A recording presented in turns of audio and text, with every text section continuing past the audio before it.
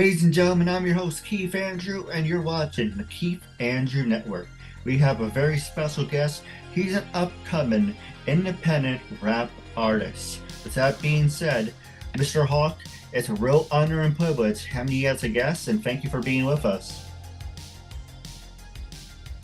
You're welcome. It's an honor and privilege to be with you right now. So, the first subject we're going to talk about is icebreakers. Tell our audience a little bit about yourself and the type of work that you do. So I'm a rap artist. I'm a rap celebrity.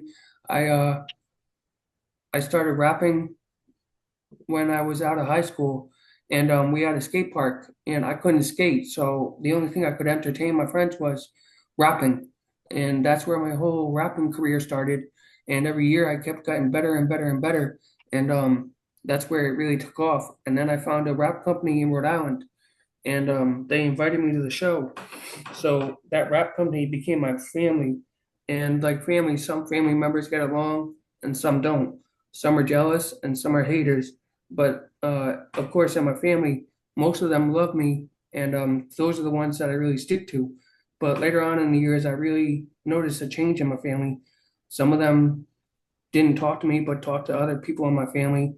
And yeah, so I asked my manager to become a celebrity, and I became a celebrity. So I really felt courageous because I wanted that role model. I wanted that title, and I know how dark the industry is. And what really hurt me was how they broke Ariana Grande and other people like that because the management is corrupt and evil. And my manager does the right thing, and a lot of managers don't. So I'm lucky to have a safe career. And yeah, No, I agree with you 100%. It's really hard to find a manager and an agent because a lot of them are snakes. A lot of them take advantage of people with and without disabilities. But it doesn't matter if you have a disability or not. If you, it's like this, if you're nice enough, and I'm guilty of this, when you're a nice enough person, people are gonna walk all over you. So it's kind of like you need to have a thick skin and you need to stand up for yourself and have like you can still be a nice person, but you don't want to be like a doormat and have people walk on you. But people will yeah, take advantage of and you if you let them. yeah, exactly. And so over the last couple of years, I've been writing a book, and I actually just finished that book today. So I'm gonna get it all published, and I I have come from a very dark childhood. I was born with seizures, and every seizure that I had brought me closer and closer to dying. And so it was very scary.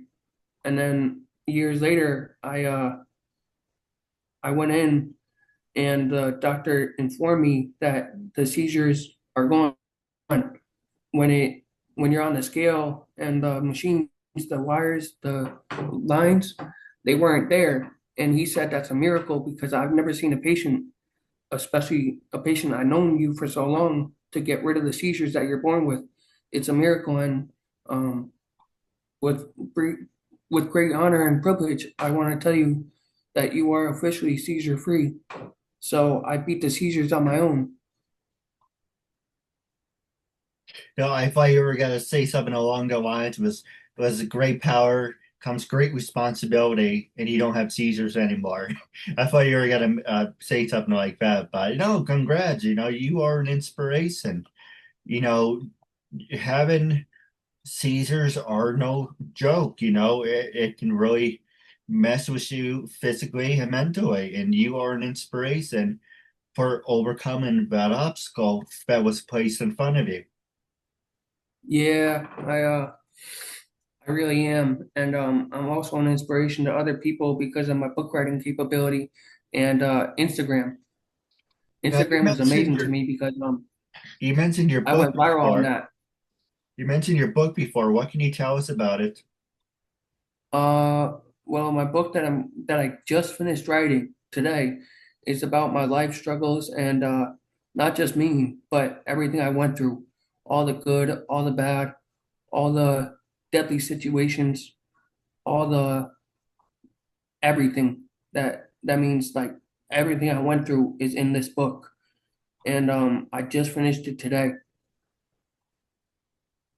No, and then where will it be available? Will it be available on Amazon? Will it be in Barnes and Noble? Is it an Yeah, audiobook? so it's a biography. So I'm gonna, like I said, I just finished it today, so I gotta fix it up, get it in shape, and as soon as it's ready, I'm gonna do a book signing in Connecticut, and then I'm gonna take it on the road next year. I'm gonna be taking it on planes and going all over the world because I have a book, and I'm gonna make sure that where the places in my mind has my book. No, absolutely. And you're more than welcome to come back and with the book. I would love to promote that. But let me ask you something, because you mentioned you wrote a book and you also are a singer and rapper, more of a rapper than a singer. But let me Yeah, ask you this. With AI, do you think that's going to hurt people in your industry, or do you think it will balance it out because AI may be great, but it could be artificial as well? Because when you rap, it comes from the heart. When you have an AI doing the rap, it doesn't have that passion or the pulse or the energy behind it because it's just a machine doing it. So how do you feel about yeah. AI? So me, I can tell you this, like I told you, my manager, he keeps me safe. He keeps my career on lock, and the only way to activate it is to go through him. So AI, I could care less about that because I've never used AI for rapping, and I never will. And AI is not me, and I'm not AI. So respectfully, AI can kiss dirt because they ain't getting my lyrics or any inch of me. No, absolutely. Now, you mentioned you also are a rapper, so I want to ask you, has that given you self-confidence? Like, compare yourself before you became a well-known rapper. Has it given you self-confidence to engage with the public more? Has it given you confidence to do things that you would normally would not do? Yeah, rap itself gave me a passion, and Tupac and every single rapper that I listened to through my struggles and life, going through it, depression, suicidal, and even my own struggles, I cope with that, and I've really overcome the darkness, and the darkness didn't consume me, even though it could have a couple of times. Every few years, I get involved in that situation. It just happens with me. Life just happens. But one thing I've always said is I'll always be back. And like I just said, I'm still back. So that has never broken because I don't break it. And I keep telling my friends that I'll be back because we made it to 2025, and the first time I said that was years ago, and I'm still here. So there's a lot of magical stuff with me, and I'm invincible. Now, the next subject I want to talk to you about is social media. How can our fans and listeners get in touch with you? And what are some of your favorite social media websites? So I don't really have any websites, but my company does. We are located on Snapchat, TikTok, even though I don't really use TikTok, but they do. It's not really my strong suit, so it's not really my go-to, but they do it. And Instagram is my favorite because when I first opened up Instagram, I had 1,000 videos, 1,000 posts, and they were all different, and they were just me being me. And I was able to go viral to New Zealand, a mother, to London, UK, Amber Kitchen. She's a boxer. I wrote a journal and I got it to go viral. And I sent it to New Zealand. I sent it to London, and I was able to go viral in Canada, so in Brazil and California and many states in the U.S. all through Instagram. And I kept it for a long time. And then I was able to go viral in California. And one of the artists, rest in peace, he was talking to me when I was going through a lot of problems, and he was so kind, and we spoke about working together. But unfortunately, the street life kind of took him, but his memory lives on in me. And I actually just spoke to his family in honor of him. And so what I do is I rap and I write, and I'm a book writer and all around multi-talented, famous artist, and I can sing in a different language. But that's a whole nother story for a whole nother time. No, I agree. No, especially with the Keith Andrew Network, I have interviewed people from Canada, England, Japan, Germany. The KeithAndrewNetwork, Network, you type it in, hashtag KeithAndrewNetwork. Network, it is globalized. As long as you have YouTube, you can watch it anytime, any place, anywhere. It is available 24/7. So that's the one thing about social media. If you're on YouTube, it doesn't matter what country you're in, England or in Canada. It doesn't matter if you're on the West Coast or the East Coast. You know, as long as you have a solid website, but it's dependable, you can be and aired anytime, any place, anywhere. But with that being said, we're gonna take a quick commercial break, and when we come back, we're gonna go to the next subject. We're back, and you know what today is? It's Monday night, and if you're a fan of WWE Monday Night Raw, available on Netflix, you can definitely check out the best of WWE. Tonight they're live over in the United Kingdom, so it's pre-recorded, but doesn't matter if it's pre-recorded, doesn't matter if it's live. Anytime, any place, anywhere, you can go to Netflix, go to WWE, and watch Monday Night Raw. They actually signed a deal with ESPN, so they're going to have some new pay-per-views going over to ESPN. So with that being said, I want to ask you, do you like ESPN and do you like professional wrestling? Yeah, I love it. I uh I really enjoy it. I went to a pro wrestling school. Oh, tell us about it. It was run by former WWE superstars. Did you learn anything? Yeah, I learned family. I learned where everyone, well, not where everyone came from, but it really took it to heart, and it was fun. And now I'm off doing better and bigger things. So it was fun while I could do it. Hey, you always have to take an opportunity when you see it. Everything is a stepping stone. Every time you reach the top of one mountain, remember you're at the base of another mountain. But the one thing we were talking about in the beginning of the show, I do want to talk to you about, you mentioned about having a manager. So for people who are interested in having a manager or an agent, what are the do's and don'ts? So number one, do you pay for someone to represent you or you do not pay someone to represent you? No, I don't pay anyone to represent me. In fact, my manager, he knows how dark the industry is. And in order to have a successful manager, your manager needs to keep your career on lock, meaning completely private from TMZ, from Hollywood, from all those nasty people. And a good manager will do exactly that. He will keep your whole career and everything about your career on lock. Other managers will do it public and get you into TMZ and get you into paparazzi. And that's where the industry can strike. And when they strike, trust me, it's gonna hurt. So they have never striken me because my career is on lock. And that's the way it's going to be because I'm in control of my career and he's in control of my career.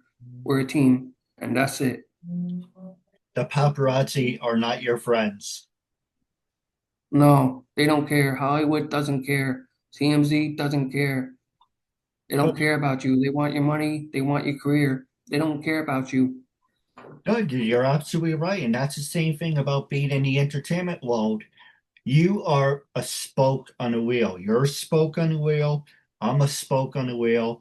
And what that means is you're replaceable. We are a dime of a dozen because that wheel will continue to spin. And Everyone's like, hey, you get your 5 minutes, you get your 15 minutes of fame. That's great and everything. But when your time is up in another act, like you mentioned, a couple upcoming artists in the beginning, you know, you would say they are like a household name, but no one can really be a household name for a long time because you are replaceable. So you constantly have to evolve, you constantly have to get better at what you're doing. I'm a huge wrestling fan. You look at somebody like The Undertaker, who's been around for 30 years. How do you survive? Look at Ozzy Osbourne for that matter. God rest his soul. You know, how do you have that longevity of being relevant? And it comes to a period of time where you have to reinvent yourself and stay relevant.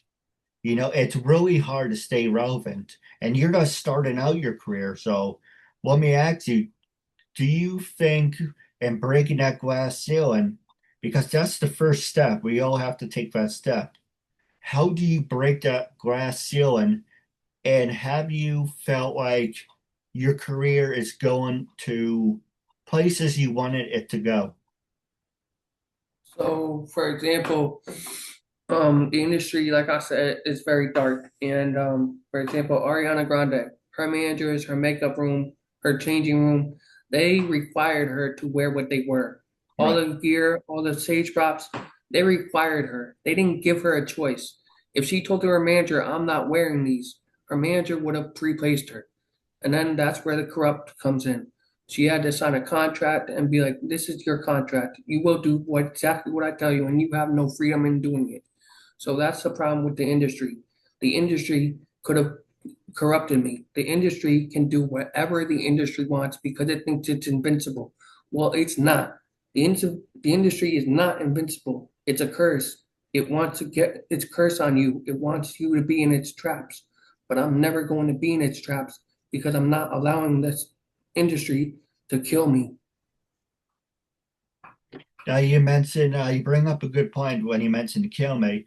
You mentioned that brings up a good subject because you look at Robert Downey Jr. He turned his life around. At one time, he almost committed suicide. And if he did that, we wouldn't have Iron Man. We wouldn't have a terrific household name. You look at Shia McBuff. He's another one that had drama and tragedy in his career, but look at what he has accomplished. He was in Transformers, he was in Indiana Jones. But the biggest thing we're going to say on the whole agent, you have to be very careful with the agents because look at Elvis. Elvis's agent took advantage of him. He drugged him the entire time. And I don't know if he knew where the hell he was, frankly. But you need to have a good relationship with your agent. It isn't just, this is what I'm telling you, and this is what you need to do. You need to have, if it helps you and it helps me, then it should help other people. It should be beneficial. You can't just have it, well, you're like you mentioned, Our Grande, you're being told this is what you're going to do. You're going to do it. If you don't want it, you're replaceable. You can't have that mentality. It's kind of like my favorite wrestler, Owen Hart. He kept turning down storylines. So one in the parts in the storyline, so it's okay, he's going to be the Blue Blazer. And in one of his storylines, he's supposed to come down from the ceiling. He Personally, didn't want to do it. yes, Owen said he was afraid of heights. And personally, I wouldn't have said this, but he said, it takes me a long time to get my harness off. So when I get into the ring, my opponent beat the crap out of me, so I'm taking off the harness. So they said, well, okay, let's do something else. Let's have a quick release. And for people who want to know what that would look like, what Owen Hart was connected to, it was pretty much like this key thing, this real thing. This is what Yeah. was holding him up. And I then don't it give snapped and then it killed him. I don't give a shit how much money you pay me. If that little tinky little thing is supposed to hold me 87 feet in the air, no, forget it. Replace me Because it with somebody snapped. The else. wire snapped and it killed him. Well, what happened it was during the thing, firefighters told Brett he's got to say if there was ill intent around it, they're gonna tell. Always said it was a tragic accident. It just, but that's the fact. You had this tiny little thing. Uh, I don't know if you saw it recently where Katy Perry did a show recently where she was on top of a dragon and she was gliding over the audience and one of the wires broke. She didn't fall or anything, but that's the fact. You had a oh my God scare moment. It kind of gives you that maybe this wasn't just a good idea. I mean, hey, it's cool. I sit on this pedestal and you can glide me around this whole arena and everyone's got to cheer. But it takes one moment to change For everything. it to all go wrong. And that's the industry for you, because the industry doesn't care if you're a man or woman. It doesn't care about you. And it could care less about you. That's what the industry does. But let me ask you, are you a fan of Disney and Nickelodeon? No, I mean, I like him, but I can tell that the industry for those were dark. Because, like I said, it's corrupt and it's evil. It And it is. doesn't care about what color your skin is. It doesn't care. It's an object, and objects have no feelings. You're absolutely right. So next subject I want to talk to you about is the coronavirus. Now, obviously, we're still in the pandemic, but it isn't as bad as it was 5 years ago.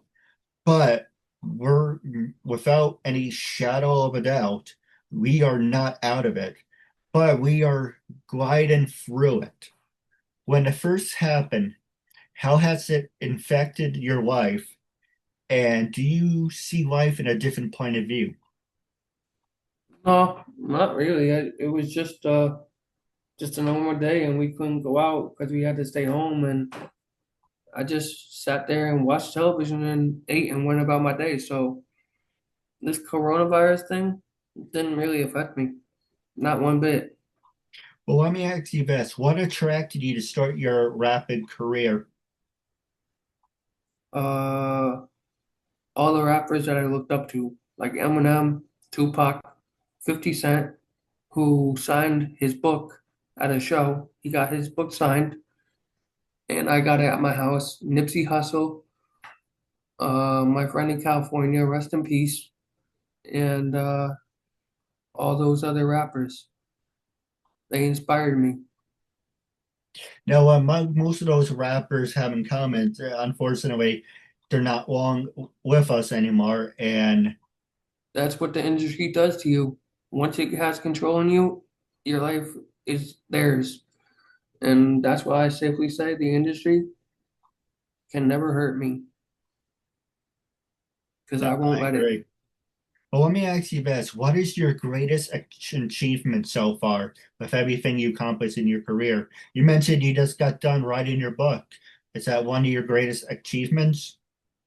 Yeah, that's one of them. And just all around being a multi-talented person with a disability and having a manager that keeps my career on lock, like a lockbox, and only opens it when he knows that it's a good idea. And that's it. And I- I'm protected. So, yeah. Now, the last question I want to ask you is what is your claim to fame? Have you ever performed a rap song? Is there a rap song that you are very proud of that you would say, if it wasn't for this little thing, I wouldn't have my claim to fame? So there was a song that I wrote, and it was the first YouTube one. It was Pride, and it went viral as soon as it was uploaded. It reached over 1,000 people on YouTube. So after we're done, I'm gonna send it to you, and then you can upload videos of it to your Instagram and to your page, and people can watch that music video on your stuff. No, absolutely. Now, wrapping up the show, I want you to be completely honest. When I first approached you to be a guest on my talk show, what made you say yes, and how do you feel now? I said yeah because I admire what you do, and I admire that you don't let nobody stop you from doing what you're doing, and all the tough times that you had and all the tough times that I had in my life, and it really affected me. But like I always say, I'm gonna be back, and I'm still here because I'm not going anywhere anytime soon. And I just wrote this book, and next year I'll be taking it on the road and taking it on the planes because I want my book all over the world, and it's gonna get all over the world. And I got so much more work to do, and I'm in control. And my manager, like I said, he's got my career in a lockbox. Absolutely. With that being said, especially with your book, this will be on all social medias. You can like and share the Keith Andrew Network, available on YouTube. It's available on Instagram, TikTok, wherever popular social medias are. Facebook, YouTube, Instagram, LinkedIn. Definitely check out the Keith Andrew Network. But wrapping up, it was a real honor and privilege having you as a guest.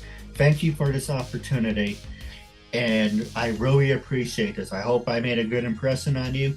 Definitely, when your book comes out, we're definitely have you back on the show. But wrapping up, if you're watching, definitely leave a comment for me and our guests. And until we meet again, I catch you later. Thank you, and I'm have gonna a send you good that night. link right now.